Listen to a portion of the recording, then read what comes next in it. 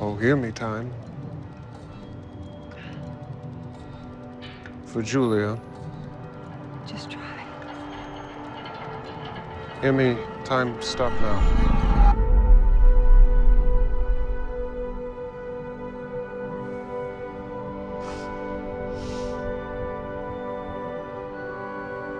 We seem to have done it.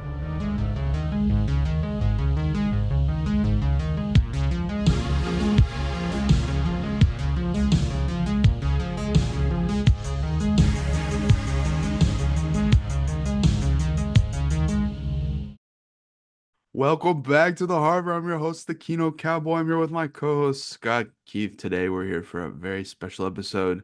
We're doing the film I was looking forward to most this year, Francis Ford Coppola's Megalopolis, a movie Okay, I didn't know were you looking forward to it most for this cast or just in general? just in general. Yeah. What And else is coming out this year that I was like dying to know what the hell it is, you know? that is true. I'm trying to think of things for the rest of the year. There's Sean Baker's new film. I'm pretty excited Oh, well, for. yeah, I knew this was coming the whole year. I didn't know what his next film was.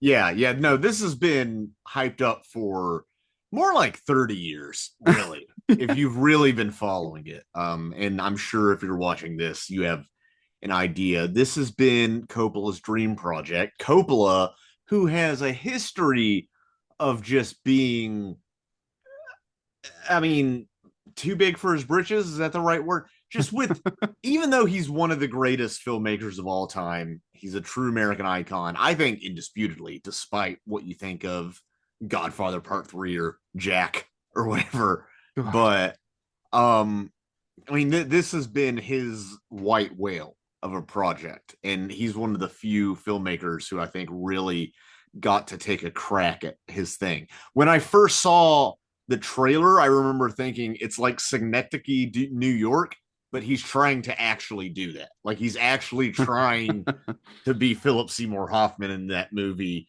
making a new New York and like distilling all of society into his art.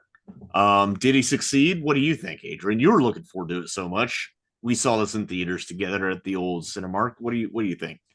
I think you don't have to find this movie good or bad to enjoy your time with it because it's such a unique spectacle and interesting watch no matter what. I think that's the fairest take I've ever heard on this movie. Yeah.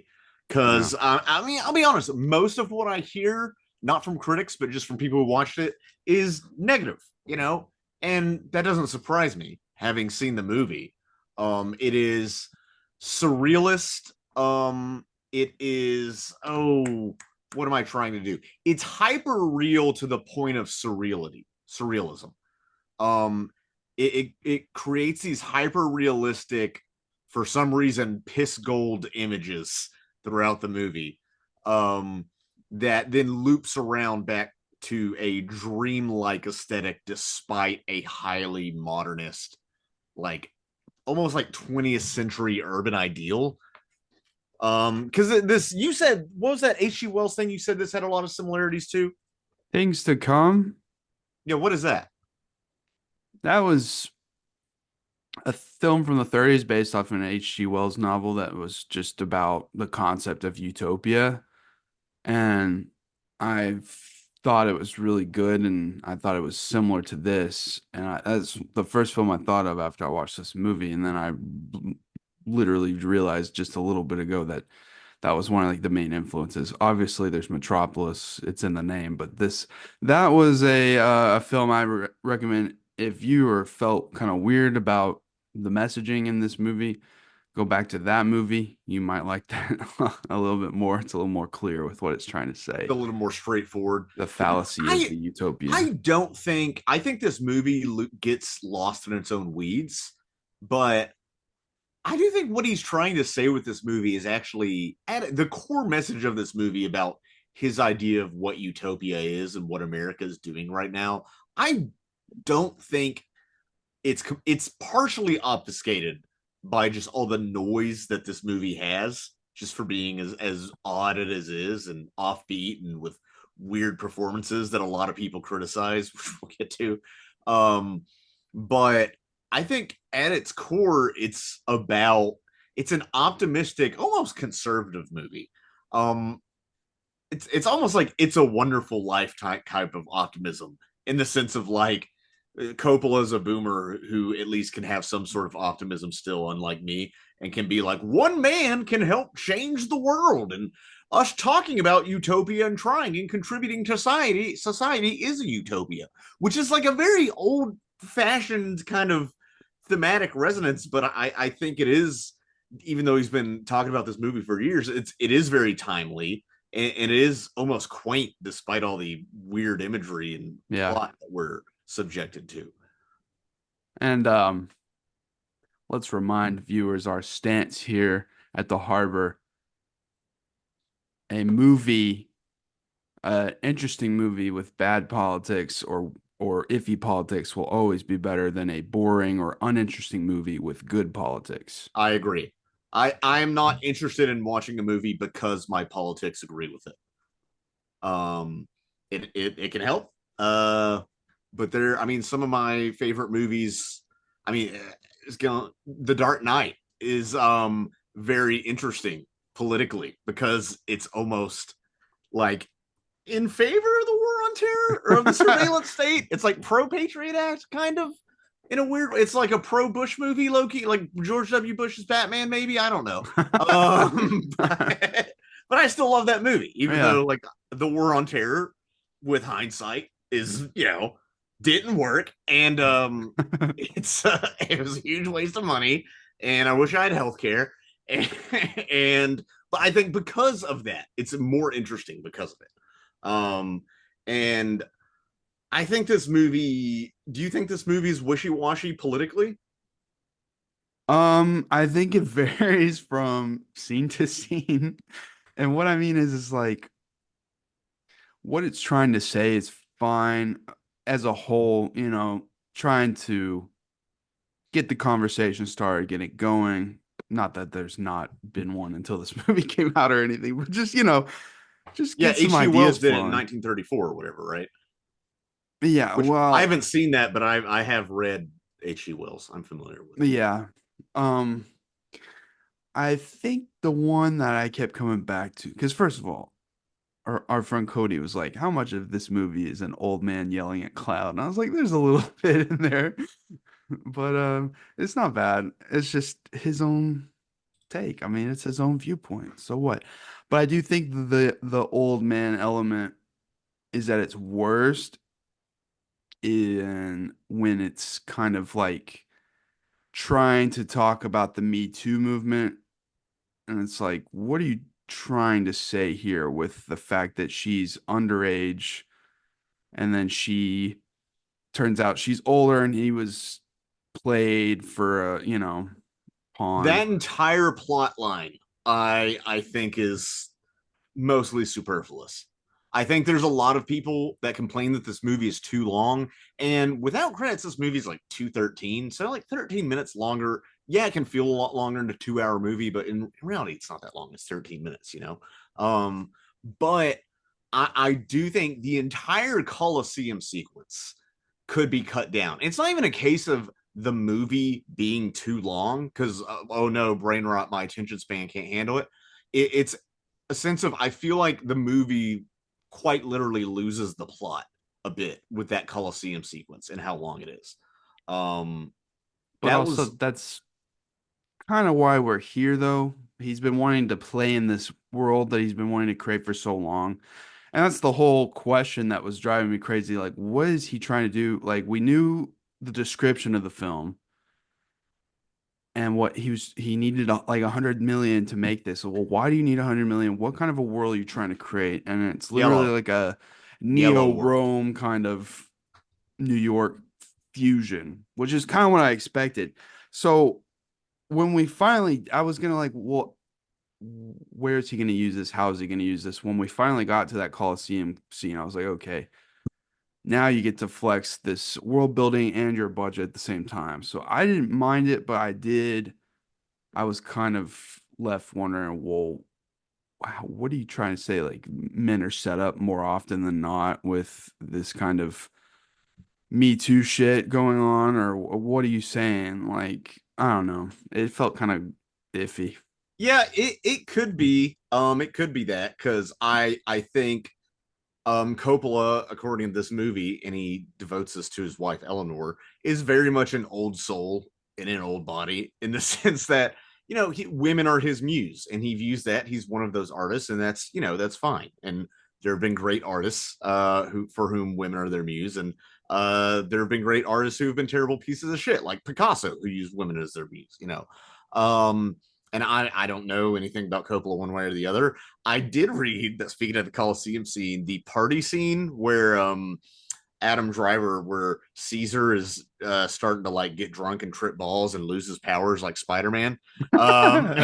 He apparently, to help, according to him, get the party started and the party atmosphere going, Coppola was like kissing women on the cheek and asking them to sit on his lap. Yeah, that's the meta part that I was like feeling iffy about. But that's the weird part is like there was one article that it broke out on, and then there was another website that was saying that that was misconstrued and that was not how it Who was. knows? And then those two were like colliding and like arguing about what was what there. So I don't really know. They were colliding. What did Collider say? I don't Fuck know. Collider. I'm not talking about Collider. I'm just saying like ooh, harsh words. it Ooh, was shots fired. It was a weird thing. Yeah. No, of course. It turns into all this. He said, and also he was one of his defenses was like, "Hey, I've known these ladies since they were young." I was like, that doesn't make it better. That's weird. Oh, okay, great. Yeah. Like, I've known him for a long time. I was like, I remember when your mom had you and I held you as a baby. It's like Trump and Ivanka. Yeah, God. How is he with? He's not weird with Sophia, is he? I don't fucking know. What's do better, you think this he's or my Priscilla? uncle? Which Coppola movie that came out this year is better? What? Which Coppola movie that came out this year is better? This or Priscilla? I like this a little bit more than Priscilla. Okay. Okay. Priscilla's good, but I feel like it could have went the distance a little bit more. Yeah. Well, this movie goes the distance and then some. Yeah. This movie is an old man running himself around on the track way after he's tired, even though the race has already ended, because he has to prove that he can still go the distance. It's like Rocky. He's Italian, it's part of their thing. But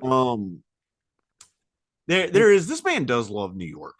And it's, do you think the idea of New Rome is that hack? Is comparing America to Rome hack? Yes or no?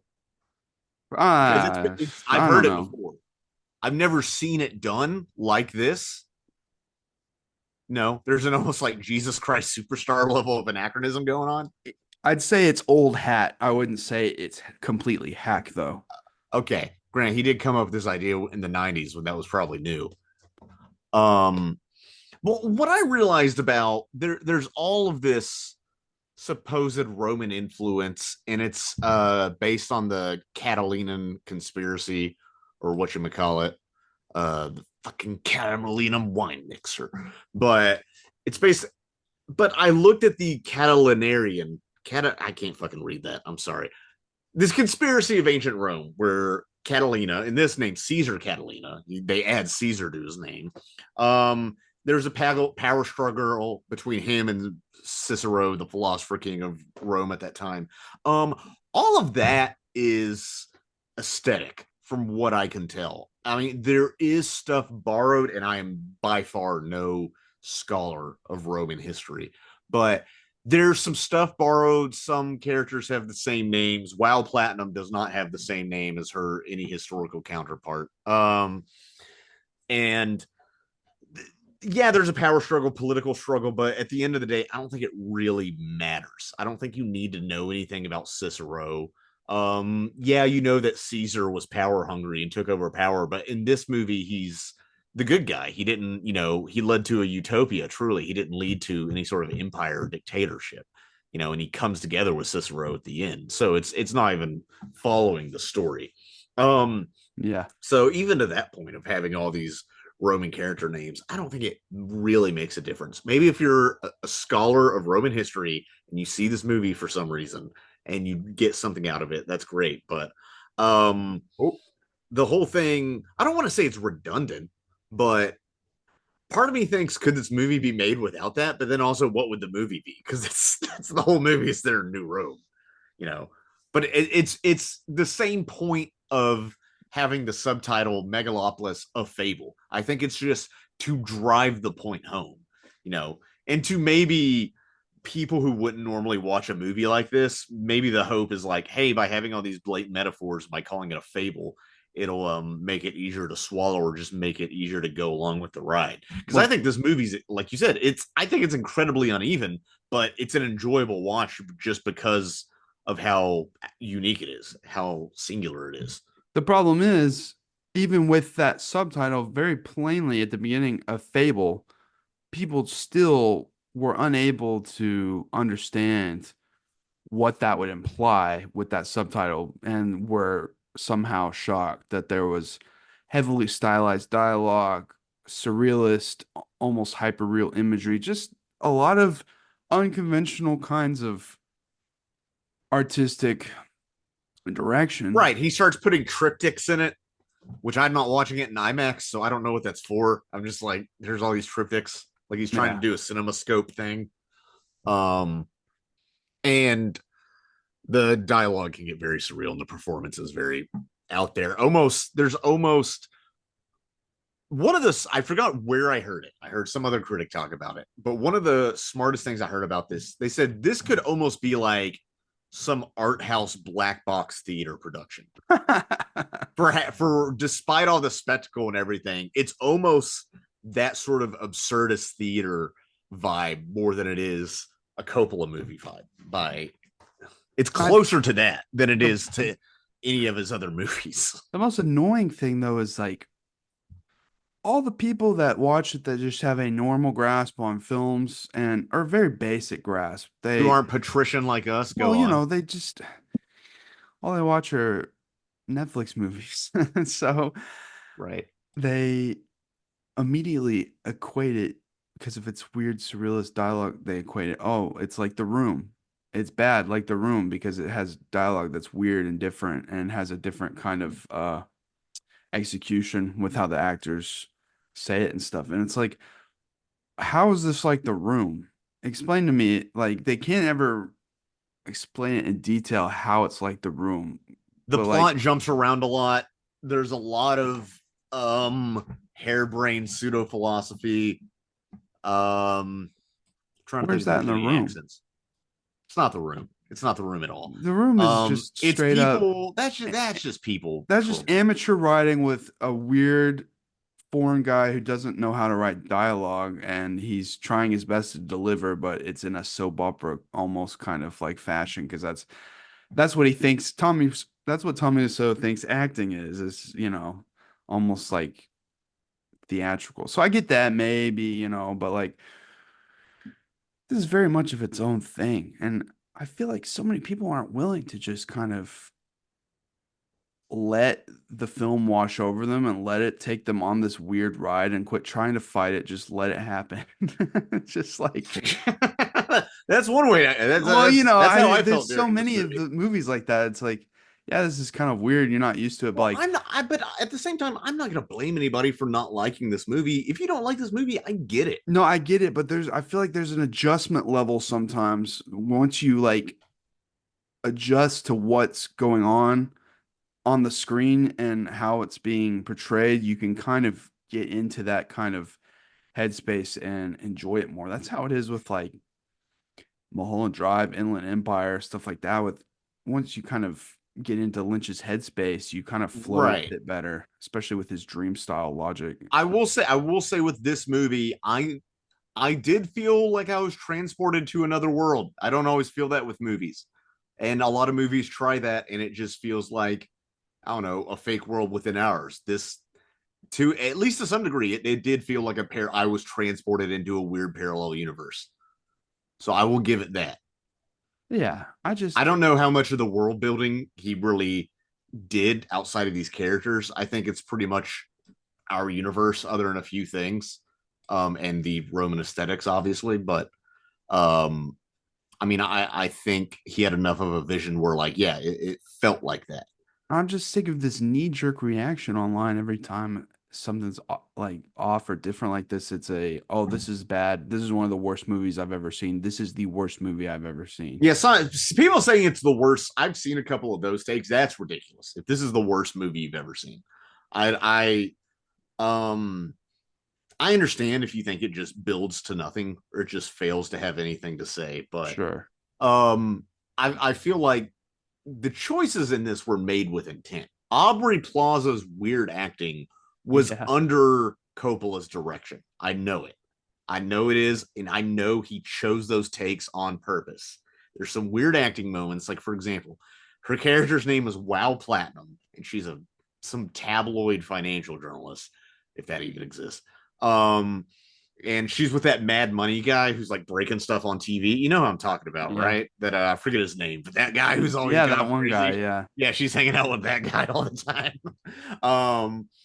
And at one point, she's talking to Crassus, played by Jon Voight. Dustin Hoffman's also this movie in New York. They're together. They this great movie's not as good as Midnight Cowboy, Megalopolis. You know, watch them back to back. That would be an interesting double feature.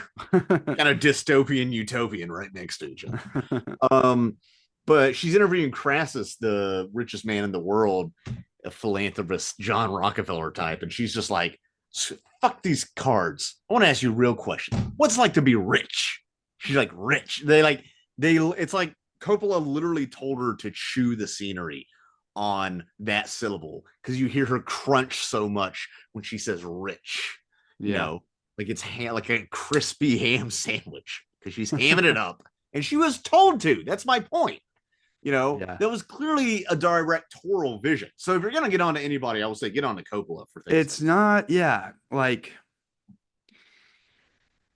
I compared this somewhat to Attack of the Clones. Yes. Well, I think we both came out of this theater being like, that's the most Star Wars prequel movie I've seen since Revenge of the Sith.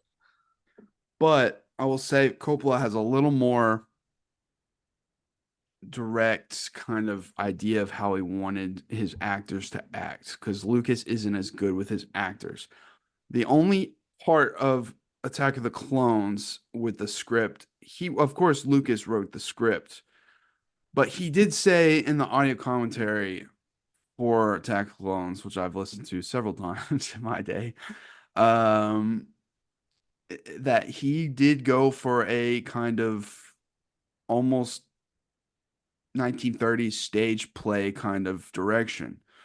Now, he could have, of course, explained this a bit better on set, I'm sure, but it does bring this weird, soapy, stylized kind of aesthetic to Attack of the Clones that isn't as present for some reason in 1 and 3. Mix that with like the brand new, that was the first feature they shot on, Blockbuster to be shot digitally with all this new technology, all this CG. So it's kind of this weird hyper realism that like almost like a old Hollywood meets new Hollywood kind of thing. And like, that's a lot of the purposeful kind of CG mix with imagery here in this movie, just done in a different way. I think that's why it reminded me of that so much. Right. It has a lot of that hyper real CG on this. This time it's trying to be hyper real versus just the tech being nascent like it was in Attack of the Clones.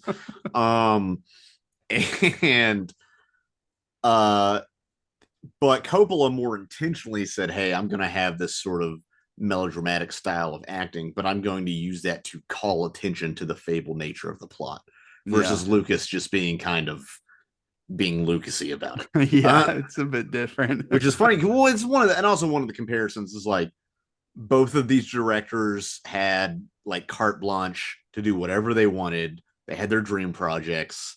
They went to school together. I mean, they were like, didn't they go to didn't they go to UCLA together or whatever. Yeah. So they're like really close friends. So it's if you're a Lucas head like us, you're gonna draw those connections. Um, I watched this movie twice, and I do think I enjoyed it more the second time. Because I was able to just let it wash over me more. I was more probably enthralled and engaged in the movie the first time, just because you're watching this and you're like, what the heck is going on? Yeah. But the second time I was able to just like let it wash over me and not be as worried with what's going on, which some people I think have had trouble with what's going on, but like to follow the plot even to a certain degree. But I think certain plot details I couldn't even tell you. I almost wonder if they could be emphasized in the plot more. But also, I think the plot's just you think people want to think this movie is maybe more complicated than it is. Yeah. Even just because it's grandiose and has this like grandiose tone doesn't mean that it's trying to say anything that frankly needs a ton of nuance. Now, they're obviously, I'm not trying to come out here and say this misunderstood masterpiece. There's problems in the movie, and we've already discussed plenty of the problems. Yeah, no, this movie is like far from perfect. There's some pacing issues here and there, especially the scene where Caesar is showing them the overview of like towards the beginning of the project, and they're in that railing, walking around on that railing and stuff. That could have been trimmed down a bit, and a few sequences here and there. I do like that was kind of like the real Synecdoche, New York kind of moment of like, here's what we're doing while already inside the movie itself. I don't know. It was just right. Interesting. Here's this thing, this dream project that he has, which is like an in-text. It's a metaphor for the movie itself and for all of creation. I don't think Cesar Catilina is one-to-one Coppola, but I do think Coppola self-inserted a bit with the idea of like, here's this dreamer and he has problems and he's been dealing too much with alcohol because of his winery taking all of his time, and it's hurt his superpowers of creation, I guess. They were saying that he was smoking weed on set, and that was a problem. And he said, I haven't smoked weed since 2017 when I started losing weight. So who's to say? I don't know if Coppola still cheats the kind or not. Yeah, maybe he was having the munchies so bad smoking weed he got fat or something. Yeah, I mean that could happen. I mean, do you think like this is his Tusk though? Do you think this was like his dream project after he started smoking a lot of weed like Kevin Smith? No, Tusk was just a harebrained scheme that happened to work decently well. It wasn't Kevin Smith's magnum opus. No, he was just high and was like, what if for this podcast we turn into a movie? Wow, that'd be crazy. And then it was actually pretty entertaining. He got lucky on that one because he had a DP that actually knew how to shoot a movie artistically and didn't look like a fucking student film. But it didn't look like a Kevin Smith film. Didn't look like Clerks 3. Yeah. I didn't see Clerks 3 yet. I need to. This is like, what do you think's better, this or Clerks 3? This. I'm so happy he got to make this movie. Like at the end of the day, I am for any time an artist is able to realize their vision like this, I can't help but be happy. Although this had a $136 million budget, has made about $9 million. So it's, and I saw this movie twice, so I feel like I'm about 10% of the audience for this movie. Yeah, it made, I think, 4 million opening weekend domestic. I was surprised when we saw it. I think opening weekend, like there were some people in our crowd. It wasn't empty. I thought it might just be us in there. There was one guy who I thought walked out, and then he came back, and I was surprised. I was like, "Oh yeah, he came back." No, nobody walked out that I noticed. I think that felt like people who knew what they were getting into. Probably the vibe in that theater, just looking at the people, it seemed like people kind of knew, like they knew who Coppola was, And then they'd seen the marketing for this movie as like, it's a mad work of genius, which they had to hype up because they were like, how the fuck do we sell this movie? It's kind of like when Mother came out years ago, the Aronofsky movie with Jennifer Lawrence, and then it got like an F cinema score, but cinema score's bullshit anyway because it just rates for mass appeal. But it gets like an F cinema score, then they have to market it as like, this movie is shocking. This movie is we have to AI generate fake review quotes from Paul, what's her name? Paul Kayleen? Paul? I don't know. I just remember like some girl I was friends with on Facebook being so upset by Mother that she made like a post of her burning her movie tickets from that movie, and like was enraged. I'm like, dude, fucking calm down. Like, it's not that offensive of a movie. No, it's really not that blasphemous. It's mostly about the environment, I guess. I don't know. In motherhood and whatever Aronofsky's into. Yeah. He made that Noah movie, and he made that about the environment, and people didn't like that. And he argued it's always about the environment. It's about a giant flood. What are you talking? It's always been about climate change. I like that this movie's like Pauline Kael. That's who I was talking about. Go on. This movie's trying to be so regal and like high concept and stuff, but then it has some of like the most like stupid shit, cartoonish, like when he's like freaking the fuck out and like on that trip, and he's got like this wonky backdrop behind him and he's like spinning and shit. It reminds me of like the 60s Batman cartoons kind of, and like it's like in the 60s Batman, if he got the fear gas, it would be like, whoa, and like spirals and stuff. Ever heard of the Batusi? You know, it's like, what the fuck is this? And then bats and jack-o'-lanterns and scary stuff. There's that. There's a lot of that. I mean, it's when we're talking at the end of the movie, where Claudio, or however you say his name, Shia LaBeouf's greasy fucking character, they hang him upside down by his feet, and there's a giant $100 bill behind him to be like, this guy's greedy. He was a populist fascist politician who was just greedy and wanted money. Yeah, who could this be a metaphor for? It's that kind of shit that is when it was starting to remind me of Southland Tales. There's some Southland Tales of like, I don't really have a coherent thesis here, but you know, fuck populism and fuck the government. Yeah. Yeah, you know, it's not. Yeah, I don't know. It's not subtle at all. Like it's not that hard to figure out what he's trying to say. There's a point where one of Shia LaBeouf's lieutenants gets up on a stump that's carved in the shape of a swastika, literally giving a Nazi stump speech. You know, after, due to social strife and wealth inequality, a populist politician has riled up people to riot in the streets, which all seems like some woke Hollywood anti-Trump bullshit. Take America back. That's so in your face and absurd with its imagery that it becomes fun to me and not fucking annoying. Normally, it feels playful. I mean, it does feel playful, because in any other movie I'd be rolling my eyes in the back of my head, but here I'm having a good time. Like, okay. When you look, okay, let's talk about Jon Voight's boner. Yeah. And then after we talk about that, we can talk about his character in the movie. But at the end, I was so into the movie, I didn't even notice it first time. Then I read people talking about it. I guess I just missed that line of dialogue and stuff. I don't know. Oh, I did not, sir. No, I did somehow. I don't know. I was just that was one of the biggest highlights for me. Yeah. It's one of the last scenes of the movie when a billionaire saves the day, by the way. The richest man on the planet saves the day with philanthropy. Like selling all of his wineries to make a movie.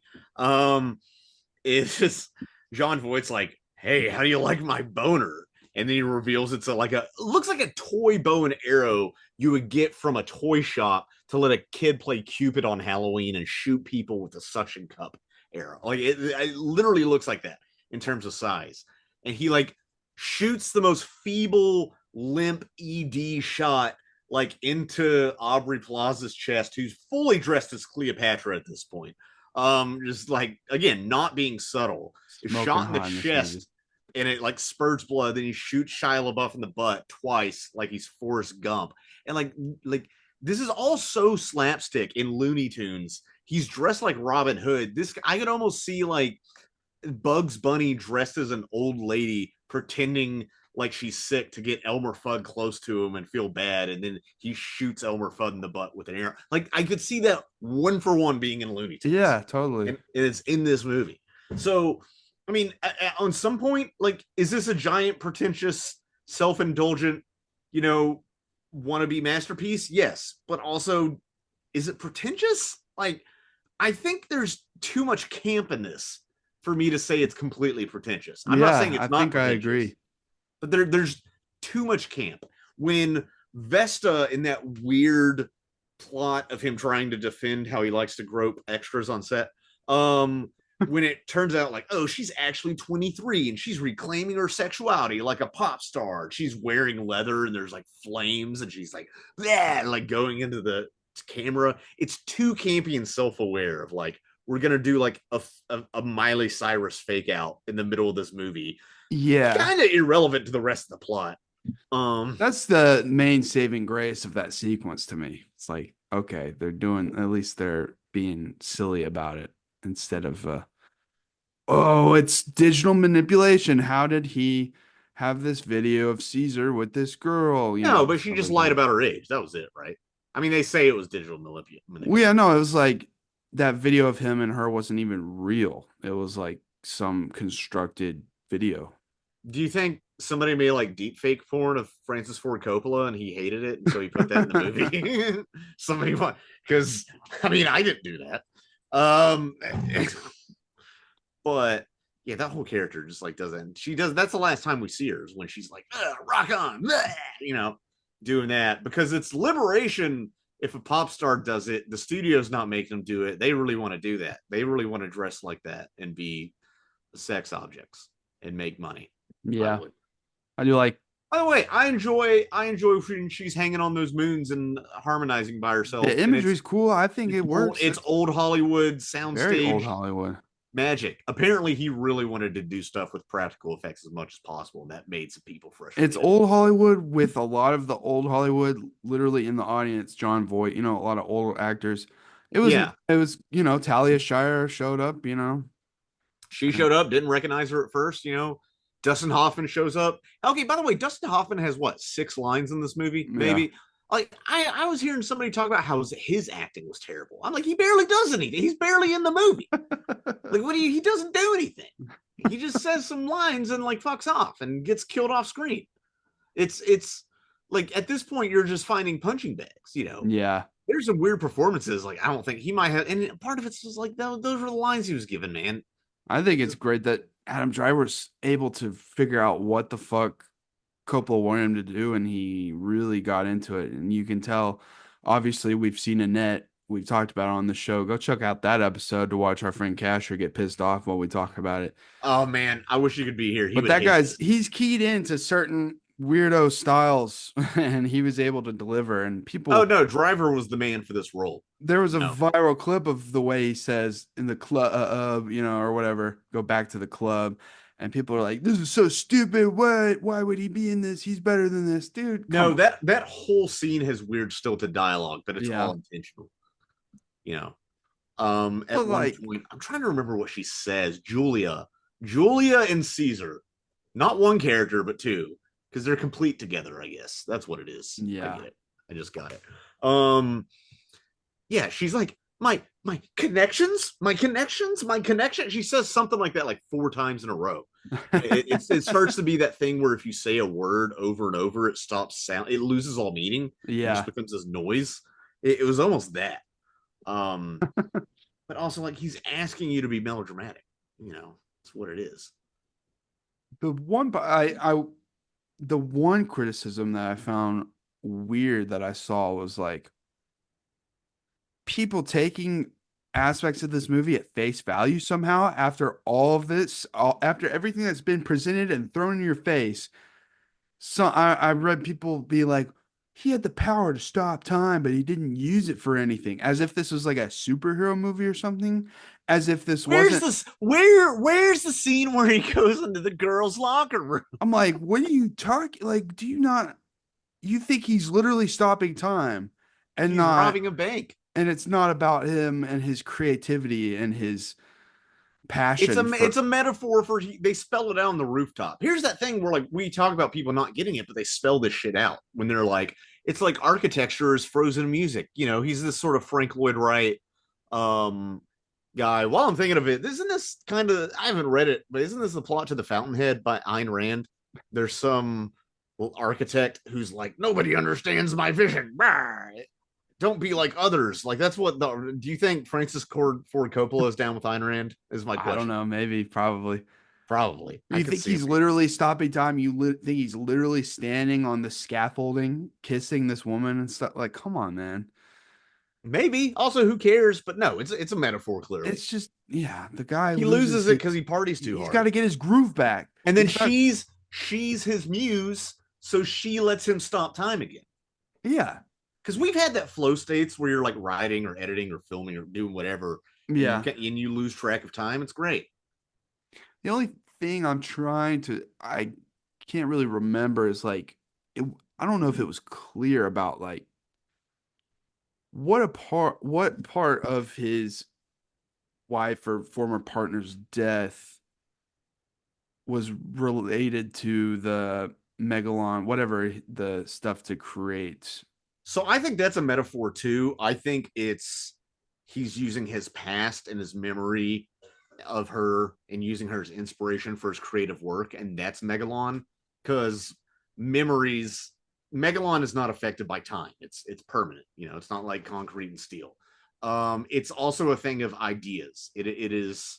So I'm gonna go back to the scene where they're on the scaffolding and the mayor and Cesar presenting conflicting ideas of what this development will be.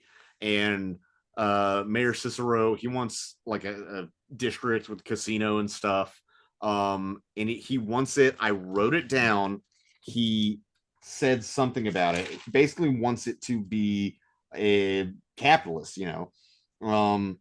He wants it to be a golden city on a hill, he calls it, the latest in electronic being. So this is where some of the old man yells at cloud. I feel like this is Coppola being against 21st century techno-capitalism in a way. In that, and maybe I'm projecting, it reads to a rushed life, and when everything is quantified, sometimes you lose out on the qualitative and aesthetic aspects of certain things. So maybe that's why he's not, I mean, he uses digital filmmaking in this part, I mean, in terms of like special effects and stuff, obviously. But he's an old school romantic, you know, and that's what Caesar is. He's against this new way of thinking in which everything must be optimized electronically, which Cicero does. And Cicero rules partially by fear. At the end of the movie, he's trying to give a speech while wearing a military helmet while there's riots going on. And Caesar, with his message of optimism, is the one that saves everything, I guess, by speaking with a projected head like he's what's her name from Haunted Mansion, Madame Zeroni or whatever. Madame Zeroni. Madame Leota. Yeah, Madame Leota, Ray Liotta, whatever. And so I feel like there's some old man yelling at Cloud at that, because he's like, I don't want this electronic being. I want my 1930s retro futurism. Yeah. I think there's some of that, but I think he's into.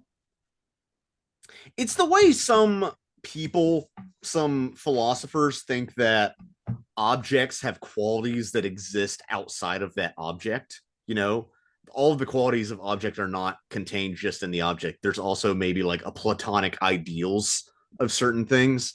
I think Coppola is arguing for that in a more spiritual existence more than a merely purely physical, purely quantified, yet somehow less real digital existence. I'm pulling all of this kind of out of my ass and talking through it while I'm talking to you about it.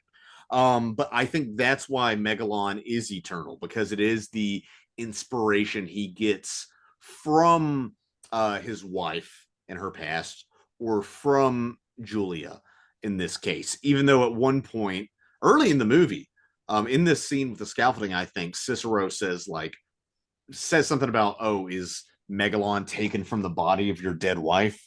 But I don't think that's literally true, because I think the body of his wife was lost, but in his mind, Caesar still sees the body of his wife with all the nurses. Like, he's still keeping her alive, and what it is he's keeping her memory alive through his creative works. Totally. How was all that? Does any of that carry water? Yep, makes sense to me. Okay. I was really stringing. I was laying the tracks in front of me at the same time going that one, but Wallace and Gromit style. Oh yeah, for sure. You know how we do it on here. The Shia LaBeouf. Yeah, a lot of this movie has. Shia LaBeouf acting weird. He acts weird in all of his movies. He acts weird in Nymphomaniac. Like, he acts weird everywhere. Yeah, he's a weird guy. Like, it lends itself to this kind of well, you know, kind of the patrician aristocrat fucking Attack of the Clones dialogue. Is that what you're trying to say? Family drama, kind of a little bit of a family soap kind of thing. No, in incestuous, we didn't even talk on that. Yeah, there's incestuous cousins all over this movie, like royalty or the South. But it's as an incestuous, power-hungry aristocrat. Yeah, like, of course he would be a greaseball. My father will hear about this sort of asshole, you know. And that's a villain I love to hate, by the way. That he fools around with his cousin, Wow Platinum. She has him call him Auntie Wow. Which... Now, are they related, or are they only related through marriage because he's Crassus's nephew? I think it's just marriage, right? And he calls her Auntie Wow. Here's how it is just marriage, but it's still Shia LaBeouf funny. And his ponytail are in this movie. He's so disgusting. There's a scene with Aubrey Plaza riding his face, and I still can't be aroused by it because he's. Well, I had no problem there. As soon as she grabbed the top of his head and pushed it down there, I was like, "Damn, Aubrey Plaza's fine." But the iconic line that's been memed is, "That's your pussy, Auntie Wow." And as someone who has problems just saying random dialogue out loud all the time, my fiance Parker passed me, and I said that almost under my breath just because I was thinking about it. I said, that's your pussy, Auntie Wow. And she stopped. She's like, "What the fuck did you just say?" And it was like, what is this energy? She was like, so it was such like a nonsensical thing that would have come out of my mouth if she hadn't seen that movie. Did she think you were just quoting incest porn at her? No, she just didn't know. Yeah, well, she was like, yeah. You said she was making a pass at you or passing you? No, she was physically passing me. Okay, she was walking by you and you just said it. Yeah. Okay. It was like, I guess that's an example of the dialogue out of context. She was like, "What the fuck did you just say?" I'm like laughing. Of course, when it's something like that, I'm like laughing. I can't even stop to like explain it. I'm like, well, it's from this movie, and Shia LaBeouf's having sex with his aunt, and you know all this stuff. It's like, what the fuck? But it was just like, that was such a great example of like, what the fuck am I watching right now? But you know, best power couple, your aunt through marriage, you know, no big deal. Well, yeah, she wants to be a power couple. She says at the beginning of the movie. Yeah. One of the actual least realistic part of this movie is I didn't feel like Caesar and WoW would be an item. I don't feel like Caesar would be into WoW. She's so superficial. That's her. Yeah. That's her. She changed her name to WoW Platinum. Which I did read. Coppola was doing the Q&A, and they're like, "Well, how'd you come up with WoW Platinum?" And he said he actually met someone who she said her mom eventually started going by WoW because every time they would show a picture of her or see her, people would say "Wow," because she was so beautiful. And he was like, "What?" Let me see it. He's like, "Let me see a photo of her." And then he's like, sure enough, he's like, "Wow, yeah, she's beautiful. One of the most beautiful women he's ever seen." So it's not from nowhere. He indirectly knew about someone who went by WoW. So, It's that's crazy. something. Platinum is even wow, platinum, it sounds like something I'd spray in my sink to disinfect it. Yeah. Like, that sounds like if I need to clean the grout in my shower, I would use wow platinum. I'm always glad. I know you haven't watched it, but I'm always glad to see Giancarlo Esposito do a role that isn't a drug kingpin kind of character. Yeah, that he gets to play a mayor. No, he plays a Two different. times this year. And I've seen him as Gus in Breaking Bad. I've seen his Two times this year. He did Maxine, where he played her agent, and then he did this, and I was like, I'm so happy for you because in The Mandalorian, he's a little too much like Gus Fring. Yeah, it's hard to avoid that if you cast him as a villain. I know. Giancarlo Esposito is also one of those guys who has been showing up in movies for years, and then he got big later. You see him and Do the Right Thing, and you're like, oh shit, that's Giancarlo Esposito. Yeah, and you're like, oh yeah, he can Sal. Yeah, he's on TikTok, and he did like a play off of he did a skit that was kind of a play on Do the Right Thing, and he was like, people were like, wow, I didn't know you could be funny, this and that. I feel bad for him. It's like, yeah, dude, we need Giancarlo in a comedy, dude. Oh yeah, no, he has range for sure. He's been doing it too long, man. There's no way he doesn't have range. I wonder if that's really a blessing as an actor, or if you're just like, screw it, I wish I got famous earlier, to like not get famous till you're like 50. Yeah, I don't know. Be like an Alan Rickman type or whatever. Hell, Yeah. Samuel L. Jackson, he shows up in Coming to America out of nowhere. It's just like a Robert. It's just like, okay, he's there. In Goodfellas briefly. Yeah, he's in Goodfellas for 2 seconds, gets shot. Crazy. But yeah. Julia. Who played Julia? She's new, and that's what I was wondering. To me, she's an unknown. Nathalie Emmanuel. Which what else has she been in? She's been in Game of Thrones, and she's been in Fast and the Furious as Ramsey. Okay. And she was in The Maze Runner. And 38 episodes of Game of Thrones. Okay, so she's in Game of Thrones, so she's not entirely new. But no, she's not entirely new. I will say, of all of the like slutty incestuous women in this movie, Claudia, it's Claudio's sister, I think, is Chloe Fineman, who is in SNL, and it's just weird because like you see her from SNL skits, and then you see her like smoking a blunt and like rubbing her tits and like rubbing all over Shia LaBeouf. It's fucking weird. I've seen all the Fast and Furious movies, but I can't fucking remember who that character is. I don't know. Funny. I can't remember that character either. It should have been The Rock in that role. It should have been The Rock. This movie should have been a love story between The Rock and Vin Diesel. No, I would have hated to see The Rock in this kind of a movie. I mean, he was in Southland Tales. That's a lot like this movie. Yeah, but he's not the same guy anymore, I'll tell you. No, I wish he were. I wish he were. Rock. I would love to see Southland Tales Rock do a fucking. I would love to see that, or Be Cool. The sequel to Get Shorty. Like, Goofy Rock. Yeah. I think it's funny. Anyway, I forgot about the whole satellite. Like, they set that up. That there's a Soviet satellite, and then they bring it down, and that's gonna like come into Earth anytime, and then like it comes down just the right moment. So, oops, there was this big crash. I guess I'll use it to rebuild what I wanted. Build the city. Well, that's divine. To me, that's a clear 9/11 metaphor. What? To me, that's a clear 9/11 metaphor. Yeah, it's. Because then we get actual 9/11 footage at the end. There's actual 9/11 footage at the end of the movie. Again, this movie's not subtle. People acting like this is some like indecipherable art piece, Finnegan's Wake sort of thing. It's just not. It's not even close. I think what's interesting to me is it's a CCCP satellite. It's also called Carthage, which is also another Roman thing, and I don't know. I don't care. Old Roman city. And to me, that's saying like the sins of the 21st or the 20th century and the hangover of the Cold War has followed us and destroyed us in the 21st century.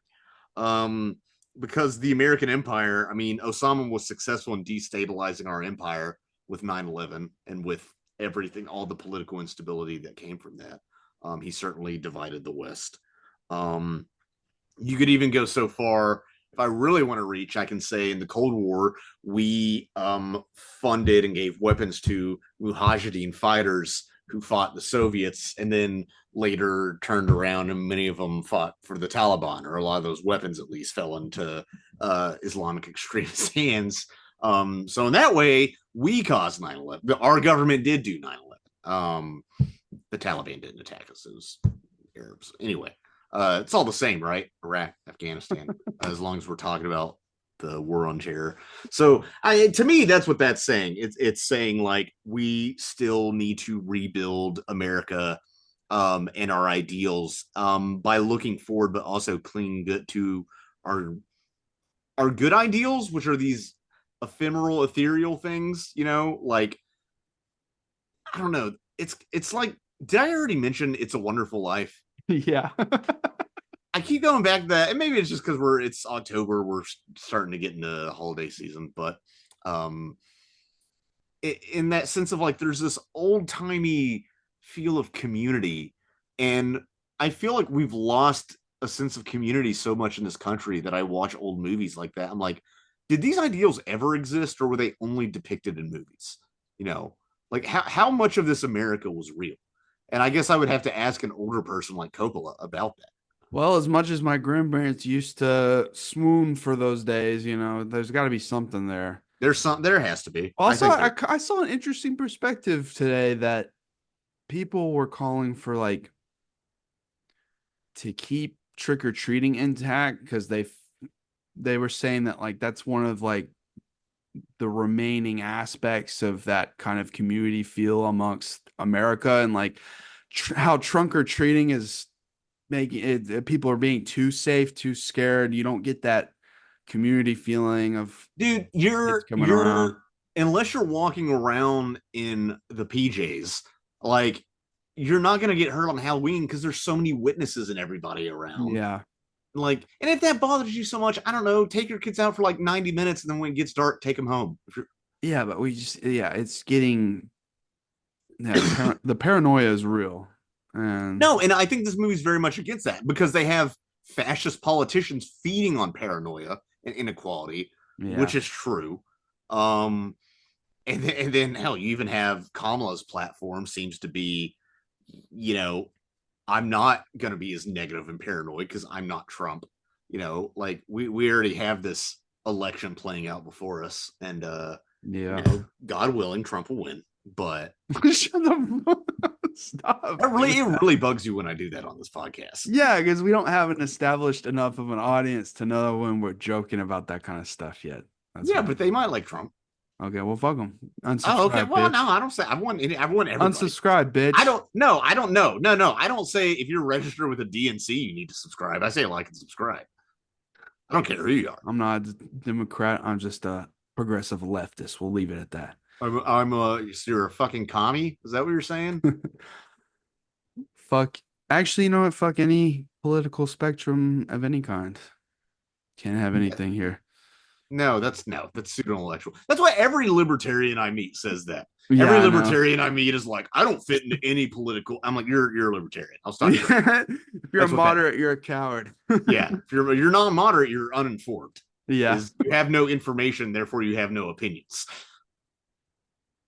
I like how operatic this gets when he gets almost assassinated, and then the reveal that he's used the unobtainium to like get into his eye socket and heal. I was calling it unobtainium the whole movie. Yeah, which there's some montage in there. In that scene, I had some trouble understanding exactly what was going on. We do see more information, and in another scene after this, about how his wife died. I think she drove off into the river after she discovered him cheating. It wasn't just his workaholism, because she found lipstick stains on cigarettes in the trash or something. Yeah. So it's a combination of his workaholism and his mania. Maybe it's about how if you want to be a good filmmaker, it's hard to stay in a good relationship. I think that's absolutely part of it. struggled. I mean, he's been with his wife for a long time. So Good for him, but yeah, I mean, I'm sure he's there's been some shit, you know. dude, especially with like how famous his family is, but also like he's clearly a family, yeah. She died this year. She saw a rough cut of it. Eleanor, married in 63, dude. So like through the bulk of his career, Yeah. I mean, God bless him, had successful kids. Um is able to have Roman and Sofia Coppola, both successful careers. Sophia's talented enough, people don't even call her a Nepo baby, even though she is, but she's talented. So people are like, yeah, Yeah, well, fuck it. It worked out, you know. yeah, it's like she's a great filmmaker, so who cares?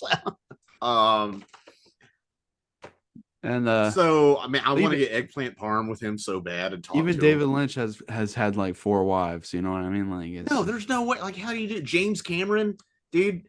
It's just yeah. like his kids. Part of the reason we got Way of Water is because his kids had it from like 3 different wives or whatever, had to sit him down and be like, "You're a shitty dad. Like, you're not here, and you're also, instead of keeping us safe, you're going to the bottom of the fucking ocean in a fucking submarine by yourself." Yeah. The guy likes Um, water. so it is about that though.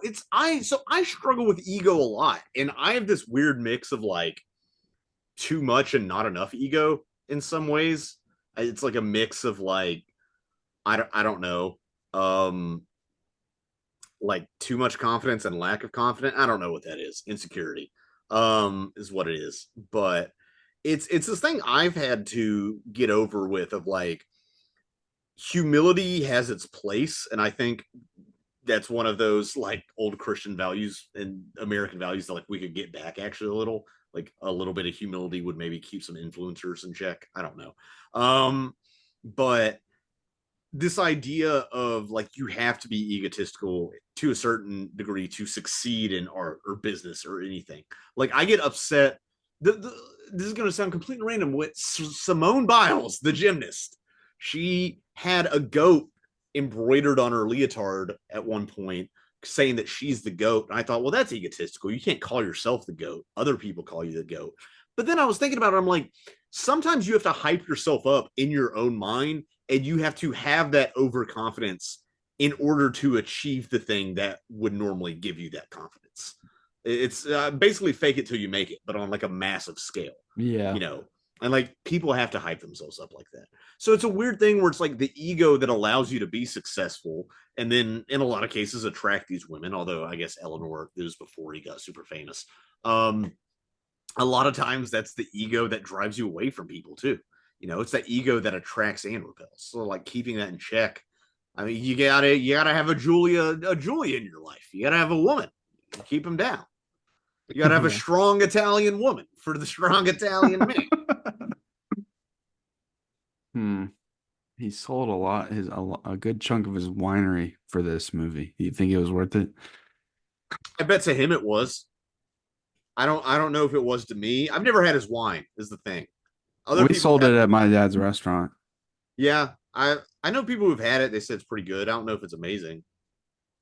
I don't know. I'm sure it's worth it to him. I do feel bad. It's like I knew it was coming. It's like, okay, it made 4 million first weekend. Now this weekend it made 1 million. It's like, okay. And he said if this had gone any more over budget, it would have bankrupted his family, because it was up to 136 million. That's the highest number I've seen. I've seen everything from 120 and above, because he's like, I'm gonna try to make it for 100 million. I'm gonna like have 20 million as a buffer, and he even went over that. God damn. So I don't understand. Because he's about to die. Fuck it. And he's like, my kids already have money. They made Lost in Translation. Who cares? Yeah, I guess so. Sophia, yeah, she can pull her own projects with studios anyway. So yeah, she can get stuff. Yeah. Why do you think Shia LaBeouf is in drag?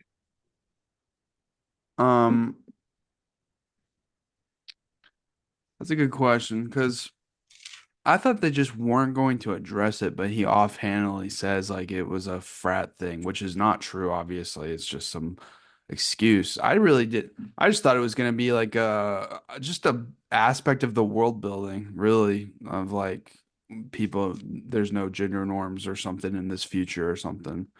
I think I But think it's it's gotta an be, old man thing to show that this character is decadent and immoral. That they're yeah. gonna show him cross dressing. Yeah, because I showed up Parker a picture of him in that outfit. She's like, "Holy shit, how's he? Wow, pulling that off." I was like, I don't know. She thinks he pulled it off. Yeah, but, I mean, dude, a man I being think able his to walk character is around in gross in those, this movie. being able to walk around in stripper heels, she hasn't seen many men pull that off. That's true. I mean, he can do it better than me.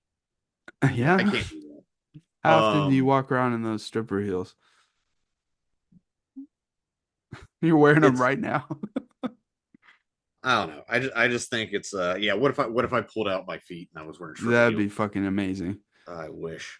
No, Fucking Patrick I have Star them in the on list. SpongeBob movie. Yeah. Um. So, do you think this movie was successful?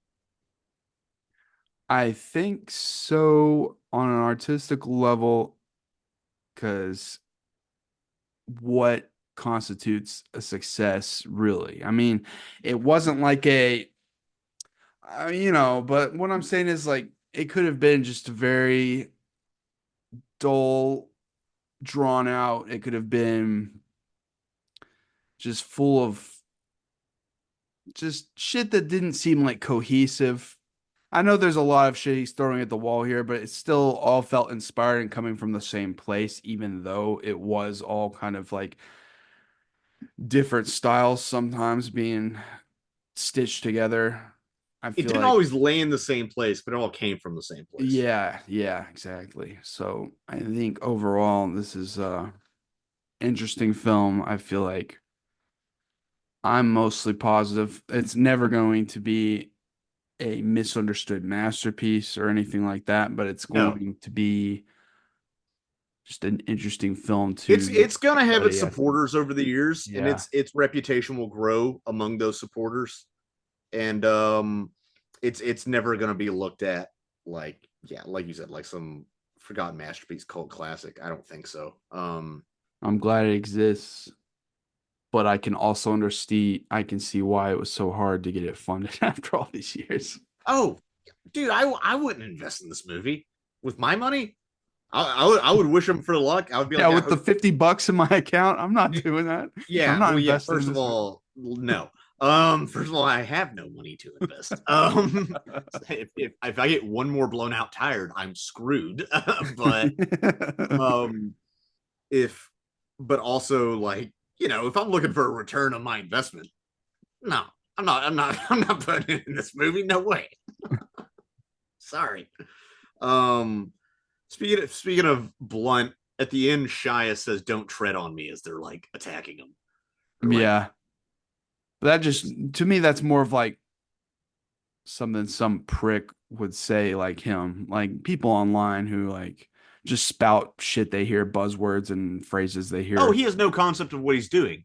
Yeah. He's like, Trump. No, he just has no concept of actual politics or policy. He's just doing it to rile people up and be a demagogue. Yeah, exactly. Okay. Well, final thoughts on Francis Ford Coppola's Megalopolis. Yeah, not a flawed masterpiece, an interesting film. I won't even say a good film, an interesting film that I think is successful in conveying its message and being unlike anything I've ever seen. So, just for that, glad I watched it. And I'm glad he got to do his thing. I'm gonna say mostly good. And I was kind of, when the film was wrapping up, I'm like, is the film wrapping up? Okay, so he gets to say his big speech. I was like, well, was something gonna happen? Well, he's already been shot once. He's not gonna probably get Yeah, assassinated it's kind of like again. he gets shot, and then Jon Voight shoots those guys, and then he gives a big speech, and the movie ends. And then he's like, oh, we're passing it on to the next generation. Yeah, And he's just like rolls a nat 20 on his charisma check, and then just kind of stops the riot, and you can't be everybody. the single person to change everything. Yeah, it's idealistic. Yeah. I can certainly say that. Yeah, and it's just a weird but also interesting final shot of the baby. It's like a low angle and it's like the baby and then they're all standing around. Kind of like how they stand around at the end of Return of the Jedi before it cuts the credits. With the Ewoks? Oh yeah. Oh yeah, I know what you're talking You about. know, they're all the characters together and they're hugging and shit. Yeah, You know? yeah, yeah. I get you. I get you. But yeah, Okay. I'm glad we got to experience it. I don't know the trials and tribulations if they were worth it, but here it is, and now it exists. It's in the world. I hope he's happy. I hope he's towards the end of his life. God bless him. I don't know what if he's gonna be able to do anything like this again. Megalopolis 2, baby. That's the worst part of if I was a billionaire, I'd be spending my money on the wrong shit. Yeah, that's why we're not billionaires. I know. One of many reasons, but yeah. Oh, you want to make a second one? Come talk to me. What are you gonna do for it? This time, Adam Driver and and what's his Giancarlo, yeah, him and Giancarlo team up, and it's like a buddy action movie, and they have to like save. There's like an offshore rig where they're mining Megalon or something, and it's like being taken from the wrong people, and they have And to, it's like, being attacked by Godzilla, and it's called Godzilla versus well, Megalon. yeah, there you go. That's yeah.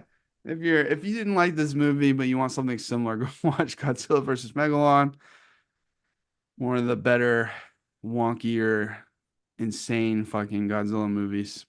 Anyway, thanks for listening, everybody. We're got to move into a few spooky movies for the Halloween season. So look forward to that. If you want to support us, we've got I have a book for sale. We have a tie-in film. You can find those in the description below. You can follow Scott at Scott K Comedy, me at the Maury Line. That's our second channel with sketches and videos and stuff like that. Otherwise, stay tuned. There's more video essays coming out on my net where I had a Saltburn video, but Amazon's being a prick, not letting me have it on the channel. So if you were waiting on that, I'm sorry. I'm waiting for a dispute. I don't think Amazon will probably let me put it up, but I put part of it up on TikTok. But we'll see how that goes. Otherwise, I've got a few more videos in the works. Look forward to that. Thanks for listening. We'll see you next week. Time, stop.